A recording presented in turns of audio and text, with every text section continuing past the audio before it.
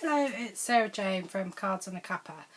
I'm here today with your Tuesday tutorial. Last week I made a set of 4 cards, 3 of them with watercolouring, using the Stampin' Up set Boys Will Be Boys.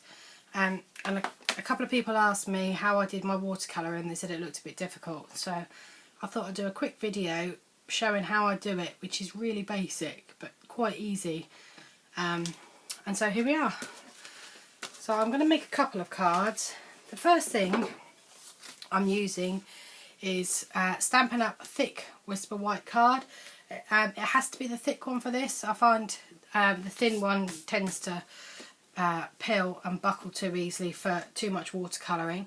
So the thick one works much better. You could of course use watercolour paper as well if you wanted, but I find the thick one, the thick white, works perfectly well. You're going to need an aqua painter or a paintbrush, and a pot of water works as well. This, for me, this is much easier to control and so good for beginners. You need a little bowl with a wet wipe or a bit of kitchen roll in it, and your stamps and stays on ink, and of course the colours you want to use. So we'll start with the robot. I've already got them mounted onto clear blocks. You'll see that I've got different size blocks. My little tip for this is it's easier if you have a block that's not much bigger than your stamp. There's less chance that you're going to wobble and get ghosting or any extra ink that you've got onto your card. So try and pick a block the same sort of size as your stamp. So that's my first tip. So I'll just stamp out all my images first. Now with stays on, I find I stamp it once first because sometimes it doesn't always stamp well the first time. So I sort of do a practice one first.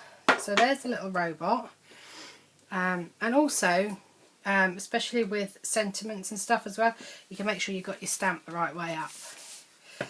Now I'm going to do some Lego bricks.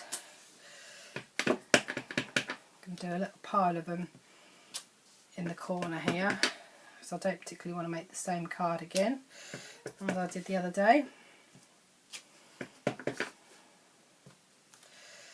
So I like to stamp off the edge just to make it look like designer series paper or something.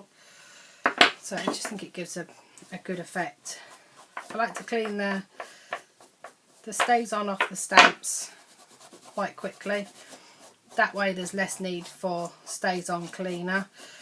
Obviously in a minute I'm going to clean them with my scrub, but a wet wipe works for a quick clean up.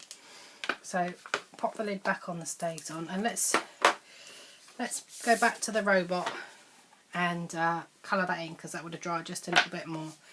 So I'm using smoky slate to colour him in. Now there's not much ink in the lid, so what I'm going to do is close it up, press the bottom, and that way I've got a little puddle of ink to work with. Now there are hundreds of better watercolourers out there than I am.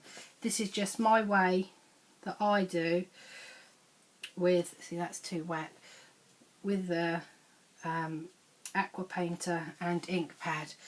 If you find you've got too much water, you don't really want a lot of water, but you need enough to make it flow. So if you find you've got too much water, just dry it with your wet wiping or your paper towel in a bowl. Now I find it's easier to go back and add more colour. So I'll leave that to dry, and then I'll colour over this side of his arm. That one I think is a bit lighter, so just and then I'm just going to go around and I'm going to use the stamp as a guide. You'll see that the stamp has shading on it. And the other good thing about watercolouring is you don't have to be an expert, because it actually looks better if you don't colour it perfectly, if you don't go up to the edges. Now I'm no definitely no expert. So, I mean, I try and do a bit of shadow and a little bit of where the light would shine, but it's not that great.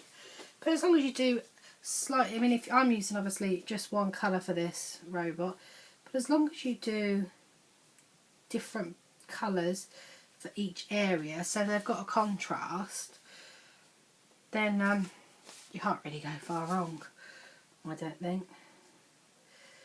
So as I've got less ink now, I'm just going to go around these little buttons, but then I think I'm going to leave them white. But it's as simple as, really, just scribbling with your paintbrush in the area you want to colour. So I'm going to go a little bit darker for this one, around here, just to make him. And then where I've got less ink on it now, I'll just carry on round with the face and just give a lighter impression. If you want to make it a bit darker, you pick up from the middle of your ink. If you want a bit paler, pick up from the edge here, or just wipe it off a little bit and see how it goes. You can always go back in and add more shading. So that's what I'm going to do now. So I'm going to start back where I was at the beginning. I'm just going to add a little bit of darker around these pieces on his arm, and then just to the edge of it, not necessarily all the way around it, just to give it a bit of different colour.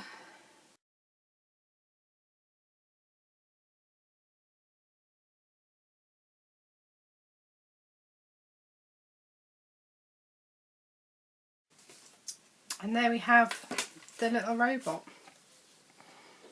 As you can see, it's not perfect by any stretch of the imagination, but again, that's the beauty of watercolouring, is if you don't go right to the edges, it actually looks like it's meant to be like that. Right, so let's do the Lego bricks too. Now I'm going to use Night of Navy, Cucumber Crush and Watermelon Wonder for these. So what I like to do, I'm just going to squeeze the bottom of that, is do all the navy first, that, and then I'll do the Cucumber Crush and then the Watermelon Wonder. That way there's less, oh no, just put a big smudge on that. I'll cover that with a bit of paper or a sentiment in a minute. You're less likely, if you use one colour at a time, to mix your ink pads and colours. So if you do one colour at a time. Now these colours are much darker than the smoky slate I was just using, so what you've got to do is pick up from the edge and then layer. If you go straight in with the main bit of ink there and slap that on, it's going to be far too dark. So you're going to have to be patient and definitely layer up with the darker colours. So pick a different brick further down.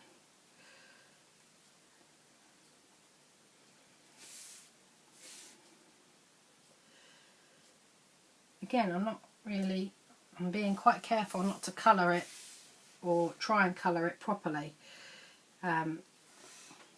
just to make it pop. If you do it too dark, it's just going to be, you want a wash, that's what you're looking for, you're looking for a wash. So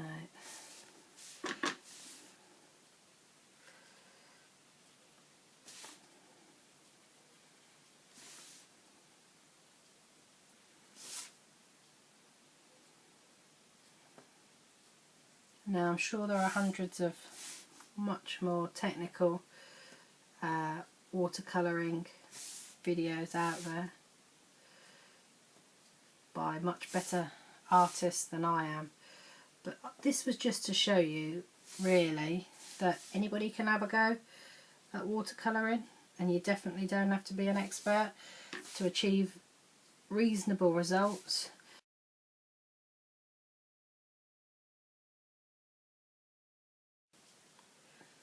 So if you're new to watercolouring, perhaps start with a paler colour, you know, use your subtles ink pads to do what you want to do, and it is a bit easier than the darker colours. It's more forgiving. You're less likely to put a big blob of colour on.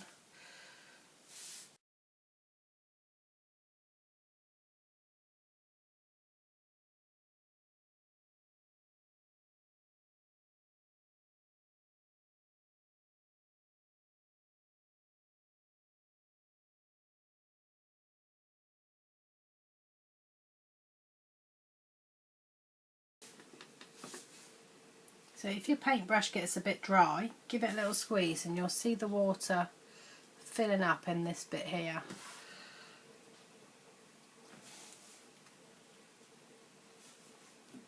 A bit too wet now.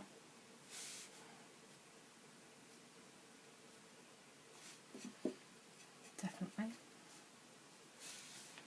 So that one's really wet now, so I'm just going to go on to this one and leave it for a bit, and then in a minute I'll go back and add a bit of depth.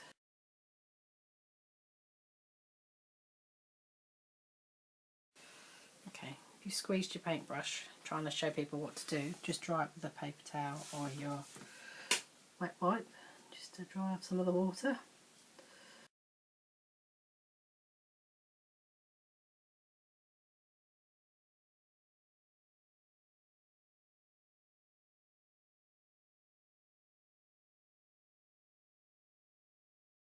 Right, so let's cover up that fingerprint smudge.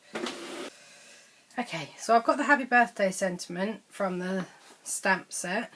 You'll see I've actually cut mine in half so that I could stamp on this card the sentiment separately. I suppose I could have inked it with pens, but where I've got it in clear mount, it means all I've got to do is pop it back together and it's sorted, and if I want to use it again like that, I can. Now this Cucumber Crush ink pad is a new one, and it's a bit juicy for stamping, so all I'm doing is pushing the ink to the top quarter with my bone folder, and now I'll be able to stamp that without it bleeding too much. So ink it up, stamp and lift. Now I'm using this Modern Label punch. It is actually retired, but I am using it because I don't yet have the washi label punch. So that's on my wish list, the washi label punch. Until then I'm using this retired one. I'm sure lots of people out there have still got these retired punches. Now let's put one in the middle so it doesn't sag. Now here's the moment of truth. Will it cover that? Yes, that's fine. So that's the sentiment, and I think I need a bit of baker's twine. Okay, so I'm just gonna run my bone folder along to get any kinks and creases out of it.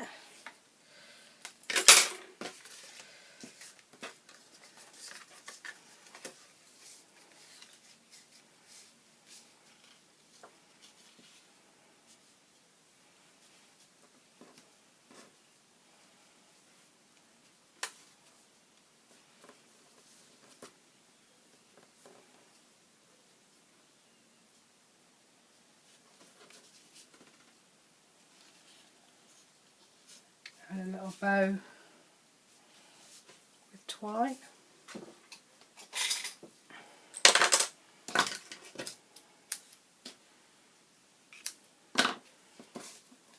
And then just to hold it in place,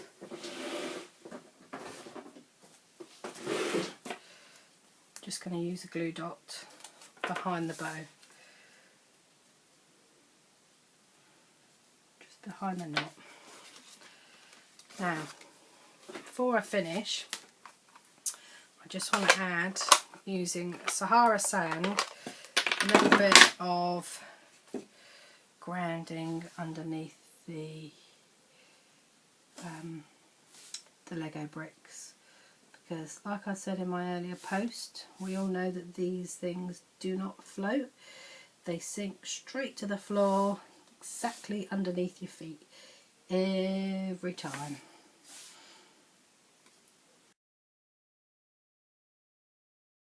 That. So there we have the Lego card. I will put a list of ingredients for what you need to make these two cards on my blog, Cards and a Cuppa. So if you want to go over there and have a little look, and I'll just quickly stamp a happy birthday sentiment. Let's just test that. Yeah, that one's a little bit juicy too, because it's a new colour, so it's a new ink pad. It hasn't been used a lot yet. We don't want to waste the ink by blotting it away, so I'll just push it away. Just get the excess ink off of there. Test it again.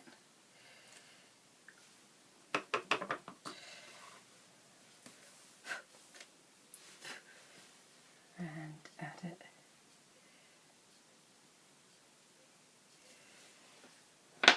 Onto the card. So there you have 2 watercoloured cards using Boys Will Be Boys stamp set by Stampin' Up. I hope you've enjoyed today's little video, and thanks for watching.